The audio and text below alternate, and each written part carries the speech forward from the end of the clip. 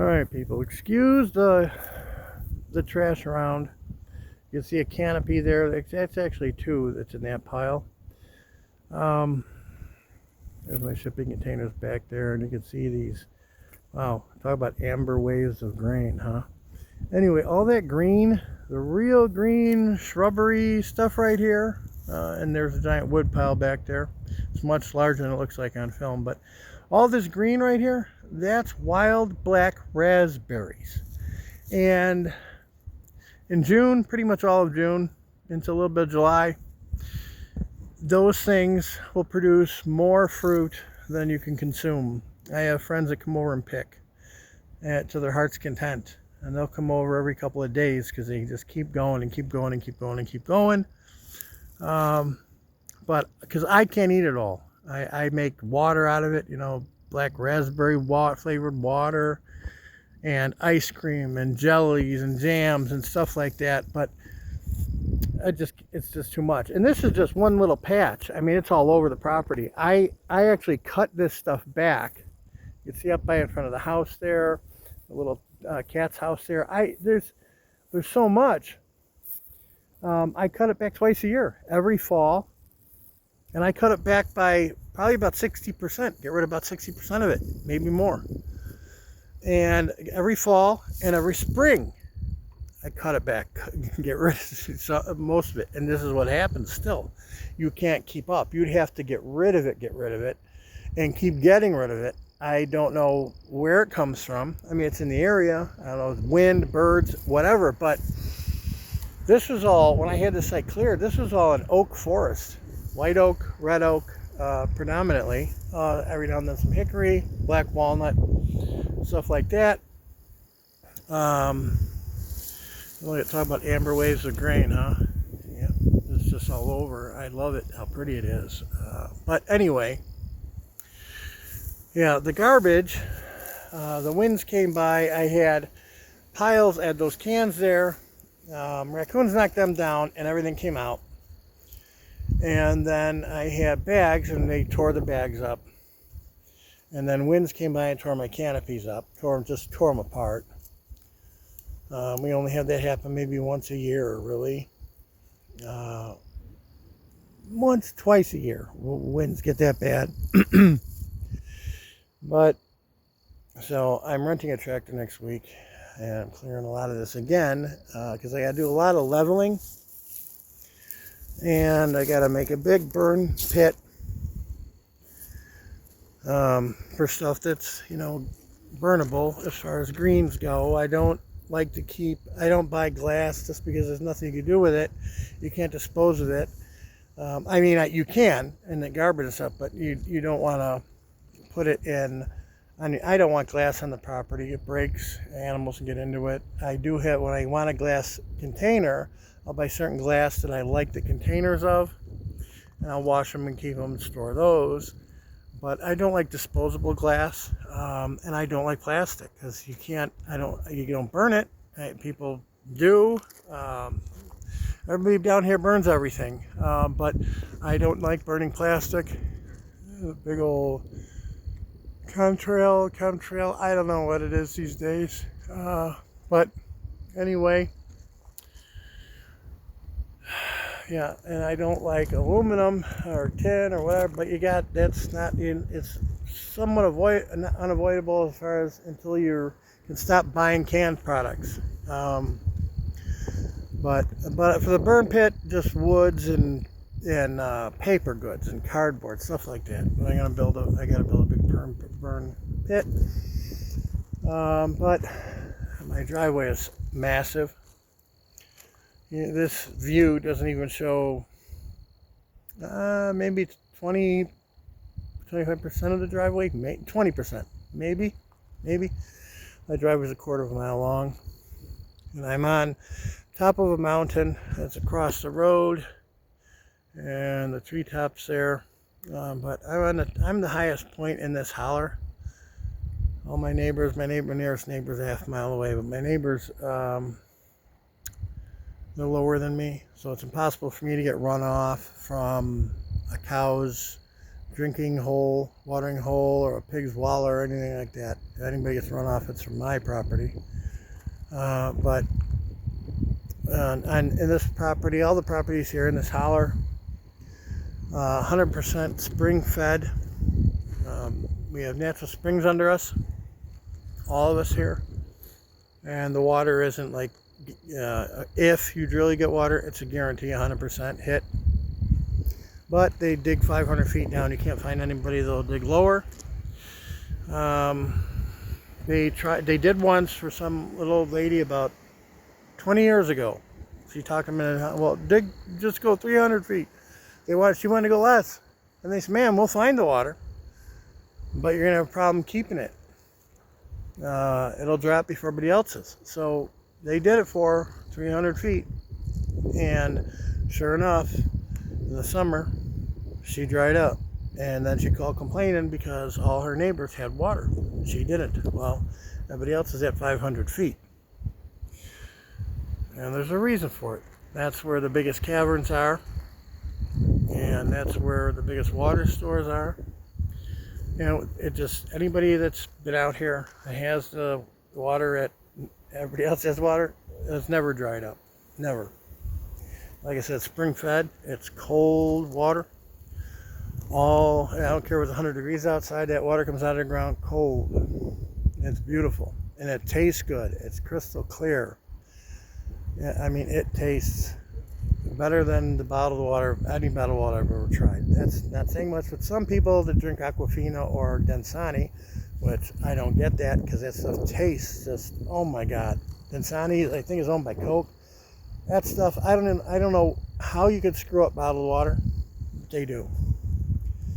If I'm out and I'm going to buy a bottled water, I know it's expensive, but Evian has always been my favorite. It's the cleanest, crispest,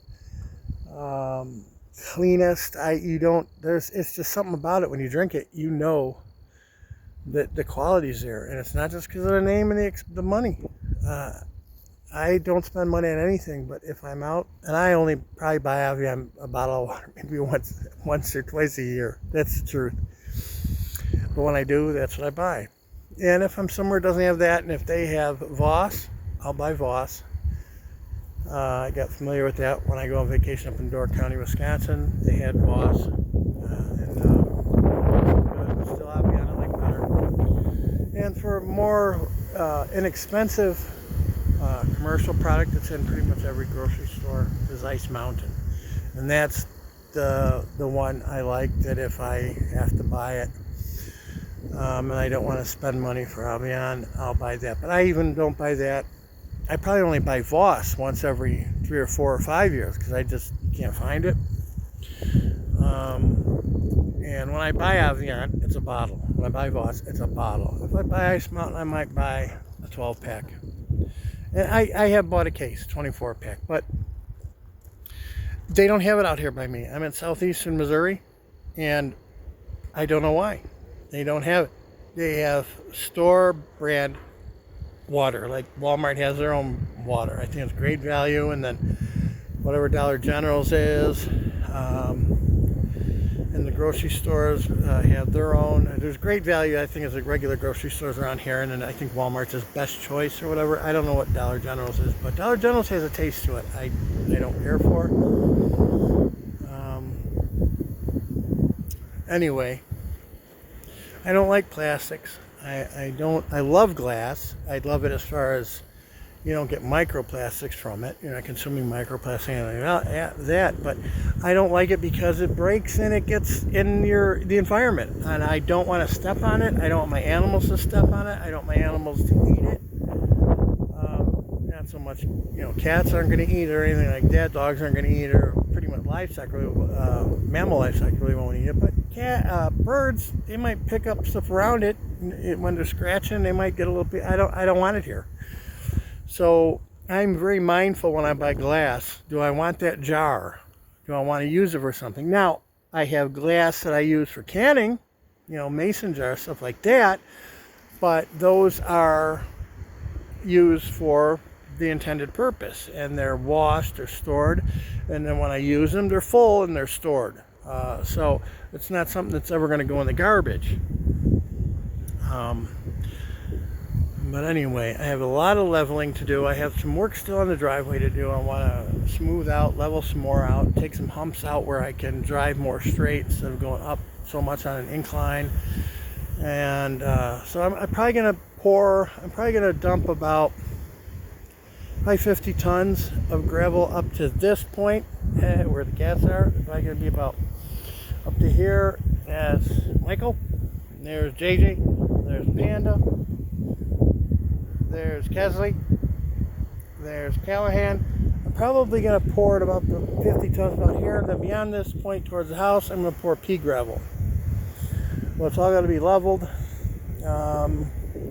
And I've got culverts at the bottom of the driveway, but I'm going to put drain tiles on the sides of the driveway, going all the way to the road. And that's a big expense. I'll do the work myself, but I want more water runoff off the driveway. And I got ditches now, so it does go down the ditches, but sooner or later those ditches are going to fill in with soils from the sides, or whatever, and I want more efficient water runoff.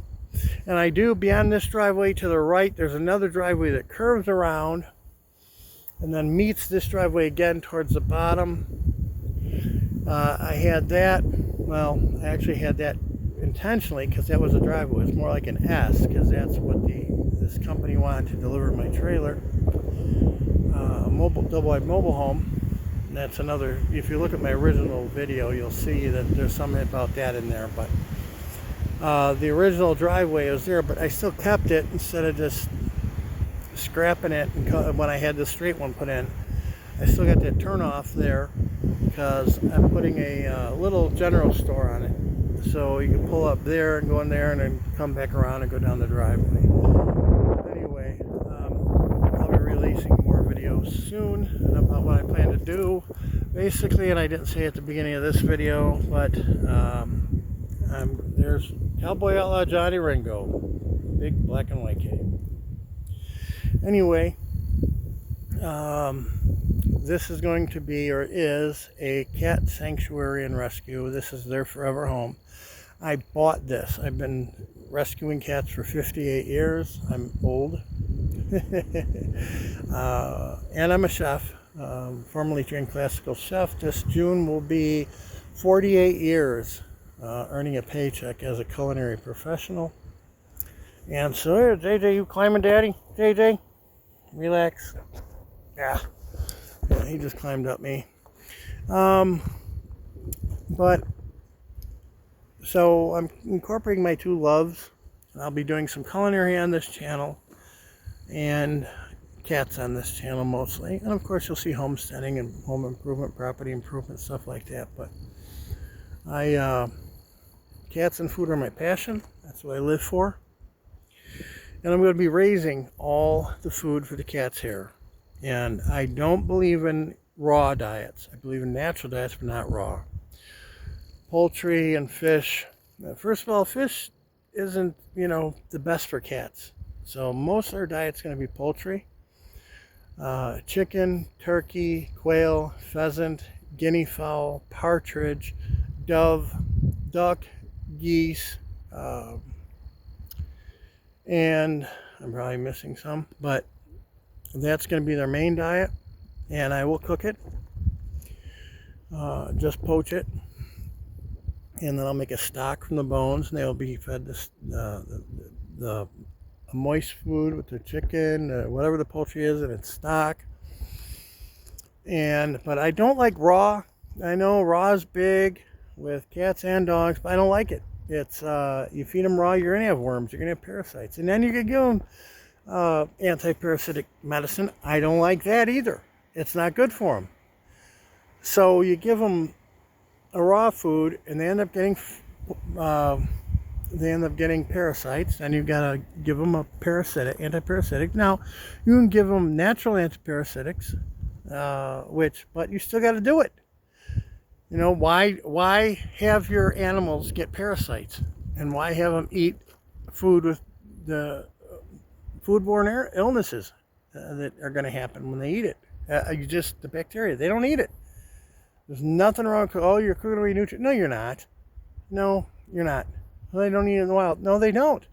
But domestic cats, I'm sorry to tell you this, but they were not created in the wild. They don't belong in the wild. You know, your domestic cat comes from an Asian leopards and African jungle cats and stuff like that. They're created by man. Your domestic cats, yeah, you'll see them feral out in the wild. They don't live that long. I'm going to tell you. Feral cats don't live that long. Strays don't live that long. Even if they don't get hit by vehicles, even if they don't get killed by predators, they don't live that long. Your cat in your house can live 20, 30 years. And, you know, in the wild, they're going to live a few years. That's how it is. You know, 3, 4 years. That's it. And part of that is this raw diet. Yeah, they eat mice, and that's the other thing. From eating mice and rats. That's most things they're going to catch out there. They're not catching birds, songbirds. That's nonsense. People say, oh, they destroy billions of... No, they don't. No, they don't. I've got 5 years of video. Non-stop video where the cameras... Birds, the cats aren't going after the birds. They're going for moles, voles, shrews. Yeah, they'll dig them up. They're getting mice. They're getting rats. They're getting chipmunks. They're getting squirrels. They're not getting songbirds, guys. I'm sorry. I don't know where this came from. Probably the same people that preach all the other nonsense for an agenda. People that don't like cats. They like their songbirds, but they don't like cats. And I go so far as to say they hate cats. Anyway, and the mice and all the rodents they eat doesn't sustain them that long. It can, until they die, but they're going to get parasites. They're going to get diseases from ticks and mosquitoes that rats and mice pass, and they're going to, and the rats and mice carry it and have in their feces. They're going to get all that nasty stuff. Trichinosis comes from rodent feces. You know, and then what's the other one? Hantavirus that Gene Hackman just died of. Him and his wife died of, got the hantavirus, and she died, and then Gene Hackman died because she wasn't there to take care of him. He had dementia. And the dogs were in a cage, and the dog that was in a cage starved to death because the humans died. But the wife got hantavirus, supposedly from mouse or rat feces. Well, your cats can get it too, and you can get it. So you don't want your cats out there, fully outdoor cats. Mine go in with me, and I go in, and at night we all go in, and at work they're in. And I pop a couple cans of cat food. I go out on the porch, I call them, pop a couple cans of cat food, and they all come inside in their house. They have their own house. And then when I'm home, I let them out. And we go for walks on the property, walks in the woods, and they come back with me. There's nothing wrong with having indoor-outdoor cats. And I'm in the process. Next week a tractor comes. Hey, Panda. Next week a tractor comes. I got to go get it. When I was in Wisconsin, they delivered tractors to your door. Tractors, skid steers, loaders, everything you wanted, backhoes, excavators, mini excavators, bulldozers. Here they don't. You got to go get it. So next week I'm going to pick up, I'm not sure what yet, either a skid steer or a tractor, whatever's available, and an auger. And I'm sinking and clearing and sinking. I already took the chainsaw and I cleared the area where I'm going to put the fence posts. And then I'm going to sink the fence posts, put them in. I got the fence posts already paid for, just having them delivered a couple days before I get the tractor or skid steer. And then I'm building an 8-foot fence. I love that brush pile. People wanted to come here and cut it up for firewood, and I wouldn't let them. I said, nope, I want it. What are you going to do with it? I'm leaving it for nature. I might plant it. I might put some dirt in certain spots, soil, and plant flowers in it. Anyway, and catnip. Anyway, I'm putting an 8-foot fence, and the fence is going to have an overhang on the inside and the outside of the fence. On the inside so the cats can't climb out, and on the outside so nothing can climb in.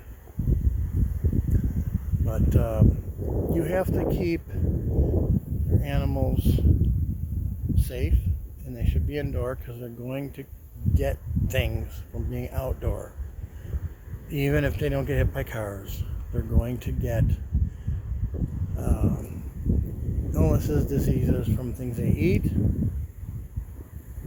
And so we're not going to do that. But besides the poultry, I am going to raise a few ponds. I'm going to have one for bass, bluegill, all indigenous fish. And I want to raise them myself so that they don't have mercury or whatever else is they can get in the local waters or any. Our water here are really good though. I mean, it's not like going in the ocean, the Pacific or the Atlantic. That's not going in other fresh water. This is really clean stuff around here. People eat suckers, you know, the bottom feeders with the big sucker mouths. They eat carp here. They eat everything. I don't like it. And I don't want to feed it to my animals, but it's clean fish. The flesh is really clean. Everything is, it's beautiful. But I'm going to raise bass, bluegill, crappie, catfish, and I'm going to raise another deeper, colder